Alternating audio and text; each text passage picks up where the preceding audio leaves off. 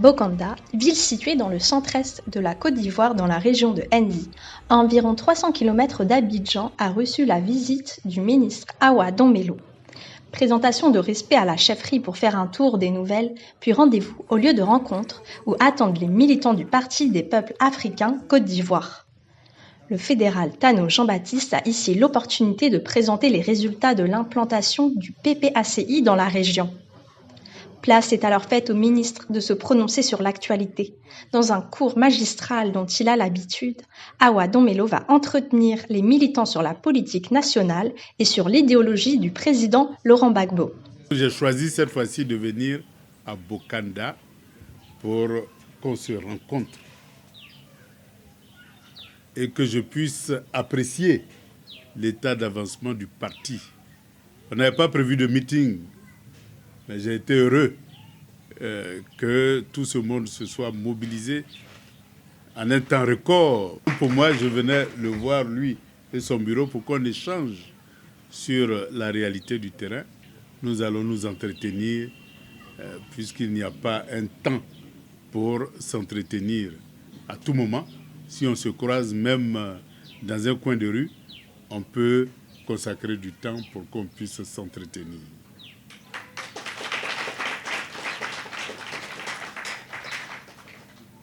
Laurent Gbagbo, comme vous le connaissez si bien,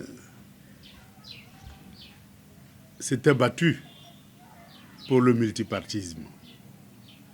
Et en son temps, dans les années 90, j'avais en charge l'implantation du parti dans cette région de la Côte d'Ivoire qu'on appelait avant le Nzi-Komoué.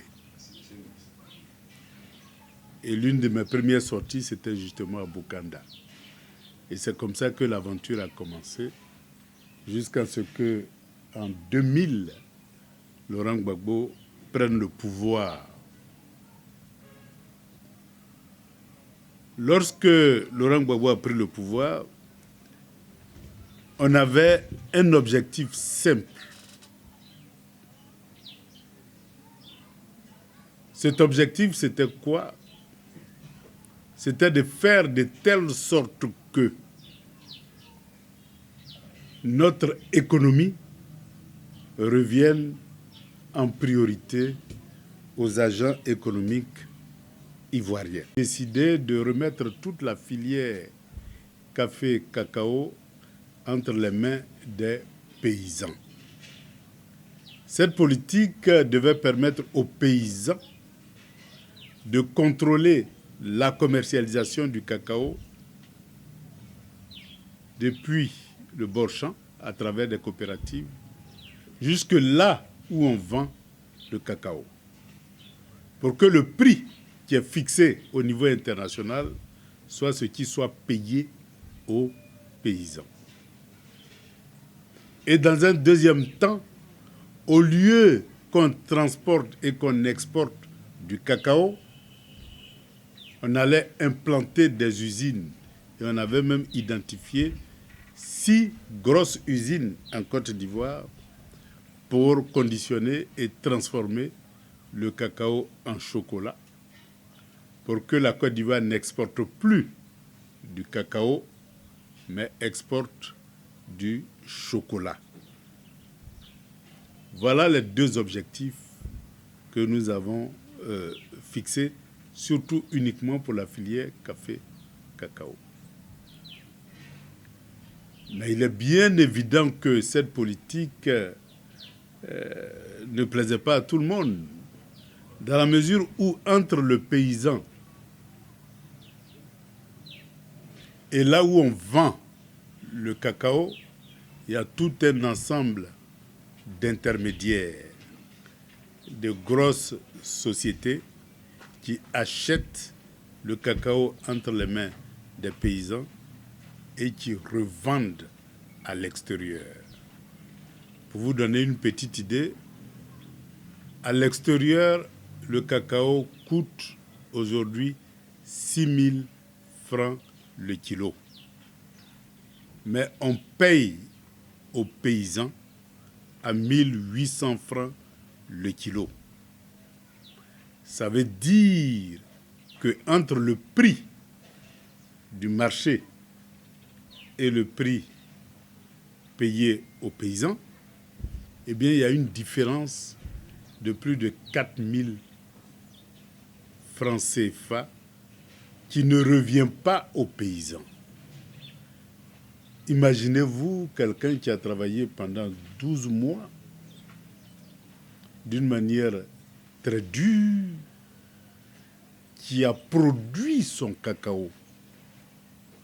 Lui, il a 3 fois moins que celui qui ne fait que dire voilà l'acheteur et lui transporter le cacao jusqu'à l'acheteur. Il est mieux payé que celui qui a produit son cacao. C'est ce que Gbagbo Laurent voulait éviter. Malheureusement, eh bien, il a quitté le pouvoir et voilà pourquoi la situation perdure. Mais à côté du cacao, on a plein d'autres produits. L'anacarde, l'EVA, le palmier à huile, le coton, etc., etc. Aujourd'hui, l'or est venu s'ajouter, mais vous voyez que toute cette variété de richesses, au lieu que ça profite aux Ivoiriens, ça profite à ceux qui viennent exploiter ou acheter et aller vendre à l'extérieur. Ça veut dire que le problème qu'on voulait résoudre, on n'a pas pu le résoudre. Et la richesse de la Côte d'Ivoire sort de la Côte d'Ivoire sans que ça ne profite à ceux-là même qui sont les créateurs de cette richesse. Et donc, face à cette situation, on constate qu'en plus du fait que notre richesse ne nous revient pas, on a endetté la Côte d'Ivoire à un niveau tel que pour rembourser, on est obligé d'augmenter le prix de l'électricité, de l'eau, du téléphone, du transport, de mettre des péages partout. Et donc tous ces éléments-là ne font que augmenter la pauvreté, puisque tout ceci, c'est dans vos poches qu'on vient chercher pour pouvoir rembourser cette dette-là, en augmentant le prix du coton.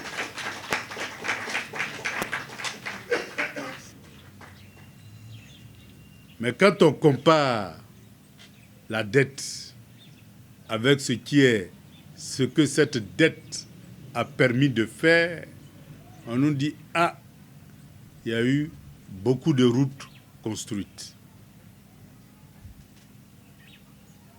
Alors que sur 83 000 km de routes en Côte d'Ivoire, on n'a que 7 500 qui sont bitumés.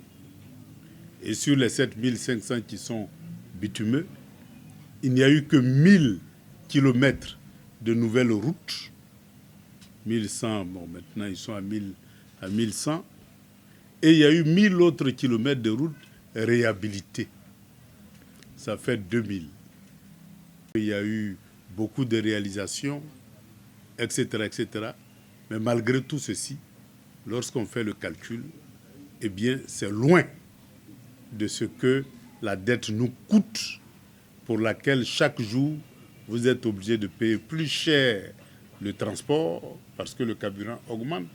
Vous êtes obligé de payer plus cher l'électricité qui ne s'allume pas tout le temps. Parce que depuis que je me promène, eh bien, je n'ai pas vu un seul jour où il n'y a pas eu de coupure d'électricité dans n'importe quelle ville. L'eau n'est pas disponible aussi partout et tout le temps. Et donc, et même les routes qui sont construites sont des routes qui se dégradent en moins de quelques mois ou souvent quelques années, loin des 15 ans qu'il faut au moins comme durée de vie d'une route. Donc nous sommes dans une situation où on a fait des investissements précaires qui ne durent pas, mais la dette, elle va durer pendant longtemps. Là où on a fait des investissements qui n'enrichissent pas les Ivoiriens, mais au contraire, ça a permis de faire venir beaucoup d'opérateurs économiques extérieurs qui s'enrichissent sur le dos des Ivoiriens. C'est tout ça là que nous devons changer. Aujourd'hui, le commerçant à Abidjan a perdu sa table de commerce parce qu'on a détruit tout ceci. Les logements, maintenant les Ivoiriens, au lieu de vivre dans des logements même précaires, vivent au cimetière parce qu'on a détruit les logements et beaucoup d'Ivoiriens vivent maintenant au cimetière. Face à l'ensemble de ces situations où la pauvreté augmente, où l'électricité n'est pas disponible tout le temps, où l'eau n'est pas disponible tout le temps, où même la route n'est pas praticable pour nos paysans tout le temps. Tous ces problèmes-là font qu'aujourd'hui, nous avons perdu notre chère Côte d'Ivoire. Ajouté à l'orpaillage clandestin, nous sommes en train de perdre nos terres agricoles. L'orpaillage qui devait enrichir avant tout les Ivoiriens, qui devait leur permettre d'avoir beaucoup plus de ressources d'une manière normale et correcte, eh bien, toute cette richesse-là aussi commence à échapper aux Ivoiriens et au lieu d'une organisation parfaite qui puisse permettre d'enrichir les Ivoiriens, eh bien, ça enrichit des opérateurs économiques extérieurs à la Côte d'Ivoire. Nous sommes en train de tout perdre. Et 2025, cette année, c'est l'année électorale.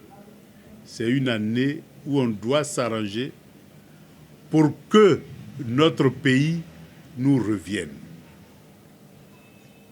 C'est lorsque notre pays va nous revenir que nous serons à mesure de mieux s'organiser pour régler tous ces problèmes-là. Si notre cacao nous revient, eh bien nous aurons les moyens de faire face aux autres dépenses. Si notre coton nous revient, si tout ce que nous avons nous revient, alors on pourra passer à la deuxième phase, la phase de transformation de nos matières premières en produits finis. Merci. Or, cette phase-là, c'est une phase, comme vous le constatez, qui ne sera pas facile. C'est une phase de notre développement qui sera difficile parce que nos matières premières permettent à d'autres pays de faire tourner leur usine, de donner de l'emploi à leurs enfants et de s'enrichir sur notre dos. Donc, lorsque vous voulez enlever le pain de la bouche de quelqu'un, c'est comme si vous lui faites une déclaration de guerre. Voilà pourquoi en 2002, Laurent Gbagbo a été attaqué. La vérité n'a pas été dite aux autres Africains. On leur a fait croire que c'est Gbagbo qui était contre les étrangers. C'est Gbagbo qui était contre les gens du Nord. On a inventé toute forme d'histoire pour cacher la vérité et retourner nos voisins, nos pays voisins, contre nous.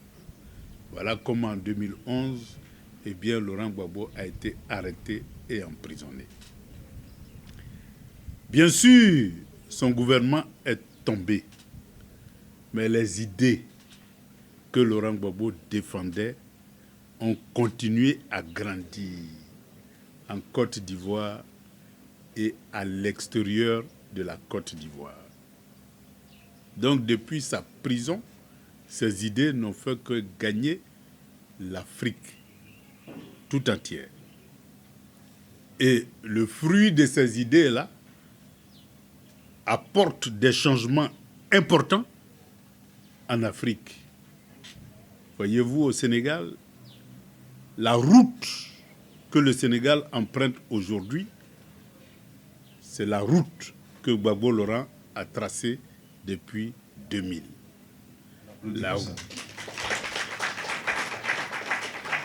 La route que le Mali, le Burkina et le Niger empruntent aujourd'hui, c'est la route que Gbagbo Laurent a tracée en 2000.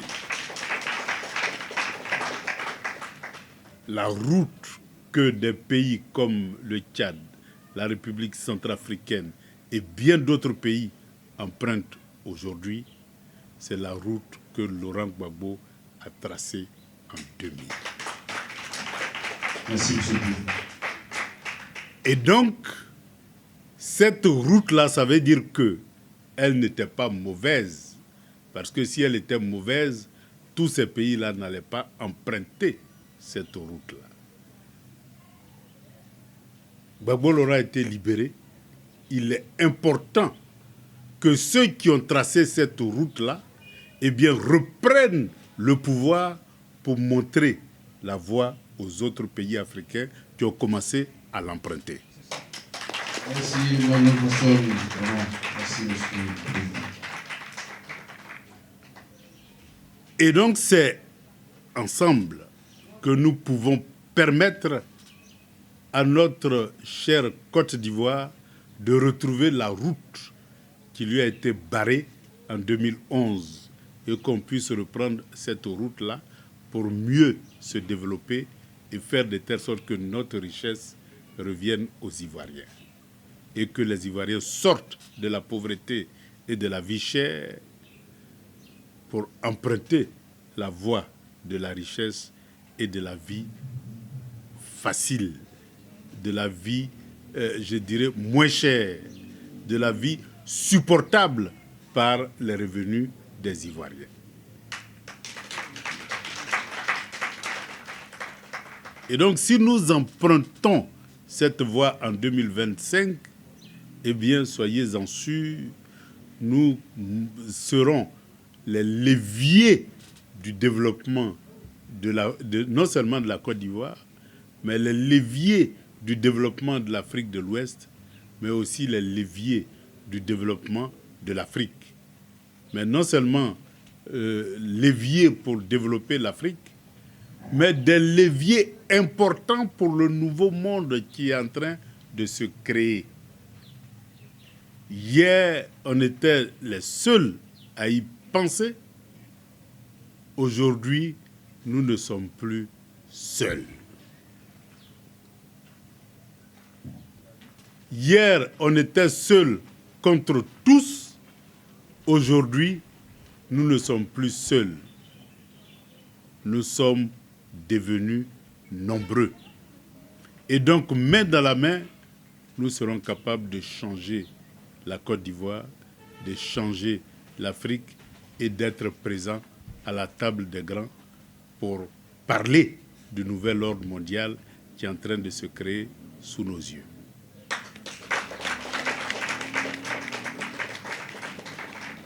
Et donc, qui mieux que celui qui a tracé cette voie-là doit nous diriger en 2025?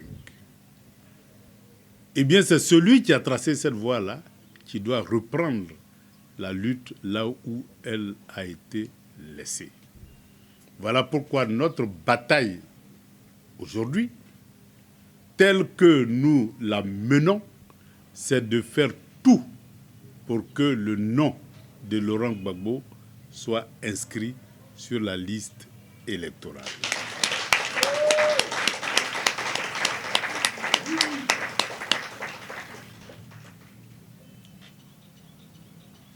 Ils nous ont fait la guerre pour nos idées. Nos idées ne sont pas mortes. Ils sont en train de nous empêcher pour faire émerger ces idées-là en 2025. Voilà pourquoi ils ne veulent pas que Laurent Gbagbo soit sur la liste électorale. Et nous avons le devoir de tout faire pour que Laurent Gbagbo soit sur la liste électorale, pour que ces idées-là puissent émerger en Côte d'Ivoire. Voilà le sens profond de la lutte que nous menons. Et nous avons besoin de vous pour que chacun puisse expliquer à tous les citoyens ivoiriens que l'heure est venue pour que les idées que nous avons sémées puissent pousser en Côte d'Ivoire. Et donc c'est avec vous que nous sommes capables de gagner cette bataille. Voilà pourquoi Laurent Gbagbo lui-même, il a décidé de, malgré toute la souffrance qu'il a subie, malgré tout le poids de cette souffrance-là, malgré le fait qu'il devait plutôt être en train, si on l'avait laissé gouverner, être en train de prendre sa retraite avec une Côte d'Ivoire qui est sur le bon chemin, malgré toute cette situation-là, il a décidé de continuer la lutte. Et donc nous devons l'accompagner dans cette lutte-là. Nous devons l'accompagner et notre devoir, c'est de tout faire pour que son nom soit inscrit sur la liste électorale. Lui-même, il a pris le devant. Il organise des meetings, il organise des rencontres. Je suis venu pour prolonger son action auprès de vous et vous apporter le message qu'il délivre à ceux qui sont à Abidjan. On applaudit.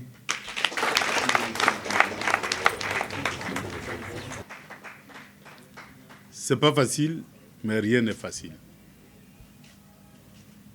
Il vous revient de continuer cette lutte-là à l'intérieur du pays et pour vous, à Bokanda, pour faire partager cette conviction-là à tout le monde. Et c'est lorsque nous serons tous convaincus que nous apporterons des réponses aux problèmes que vivent les Ivoiriens en 2025. Et donc c'est une invitation, une exhortation, une séance de partage de foi, de conviction, pour que vous, à votre tour, vous puissiez partager cette foi-là et cette conviction autour de vous. Et si nous réussissons à convaincre beaucoup d'Ivoiriens, eh bien, ce qui va se passer dans les urnes va nous permettre de changer la face de la Côte d'Ivoire. Donc, en avant pour octobre 2025. Je vous remercie. Suite aux propos du ministre, le fédéral Tano Jean-Baptiste s'est prononcé. Aujourd'hui, nous avons eu l'honneur de recevoir le camarade vice-président Awa Domelo, qui est venu nous rendre visite. C'est une visite familiale parce que ici, Bokanda, c'est chez le camarade. Et il est venu pour entretenir le camarade militant dans la lutte pour l'inscription du nom du président Laurent Gbagbo sur la liste électorale et pour les élections à venir, les élections d'octobre 2025. Merci. Cette visite à Bokanda s'inscrit dans la politique du ministre Awa Domelo afin de remobiliser les troupes du PPACI, mais aussi afin de conquérir de nouveaux militants pour les échanges électoraux à venir.